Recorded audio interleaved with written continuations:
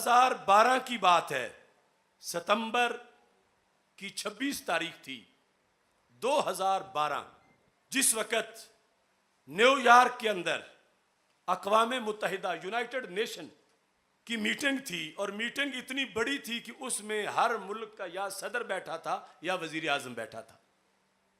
Obama था America का सदर। उस वक़्त गुस्ताखाना फिल्में जो अमेरिका में बनी थी उनके खिलाफ एहतजाज जारी था। जब यूनाइटेड नेशन में इस मसले पर बात पहुंची कि अमेरिका गुस्ताखों को पकड़े जिन्होंने फिल्म बनाई है, अमेरिकी सदर ने इस खालिस हमारे मजहबी मसले पर अपनी राय दी। उसने कहा, as president of our country and commander in chief of our military, I accept that people are going to call me awful things every day and I will always defend their right to do so. बस पीछे चलती आ रही थी, लंबी उसकी तकरीर थी जिसमें उसने कहा कि लोग हमसे कहते हैं कि हम गुस्ताखों को सजा दें। The answer is enshrined between our laws. सब कुछ हमारे आईन में इसका जवाब लिखा है। There is freedom of speech and freedom of expression.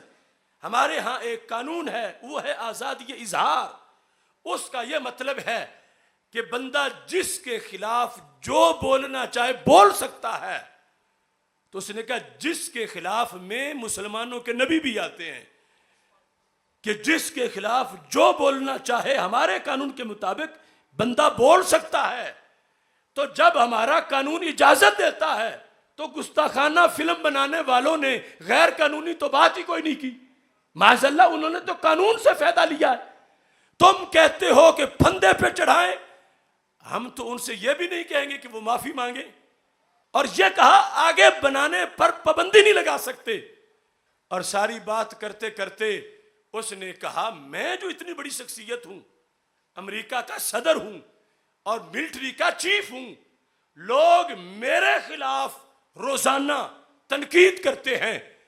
तो कमीना इतने मुसलमान बादशाहों के सामने यह बकवास कर रहा था कि मुझ पे तनकीद हो सकती है तो मुसलमानों के नबी पे क्यों नहीं हो सकती।